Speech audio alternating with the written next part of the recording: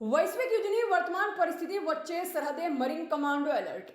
Marine task ફોર્સના ADGP Shri Amit Vishwakarma સાહેબ તેમજ આઈજીપી શ્રી એ મુનિયા સાહેબ અને એસપી શ્રી એસ.જે. પરમાર સાહેબનાઓના માર્ગદર્શન હેઠળ સમગ્ર ગુજરાત રાજ્યના દરિયા કિનારાના વિસ્તારમાં તકેદારીના ભાગરૂપે સમગ્ર ગુજરાત રાજ્યના દરિયાકાંઠે ખાસ ડ્રાઈવનું આયોજન કરવા સૂચના આપેલ, જે અનુસંધાને marine task force Jakhau sector દ્વારા તારીખ 4/4/2026ના રોજ ડીવાયએસપી આર.એમ. ચૌધરીના નેતૃત્વમાં જખૌ સેક્ટરના સમગ્ર મરીન કમાન્ડો ટીમ દ્વારા કોસા, લીમલી વાંઢ, મોહાડી સુધીના દરિયાઈ તટીય વિસ્તારમાં સઘન પેટ્રોલિંગ હાથ ધરવામાં આવ્યું, જેમાં વિવિધ વિસ્તારોમાં સઘન ચેકિંગ હાથ ધરવામાં આવ્યું હતું અને માછીમારોને શંકાસ્પદ વ્યક્તિઓ કે શંકાસ્પદ બોટ અને ડ્રગ્સ જેવા કેફી પદાર્થોની હેરાફેરી જેવા ગંભીર વિષય ઉપર ચર્ચા કરી જરૂરી મદદ કરવા સૂચના આપવામાં આવી.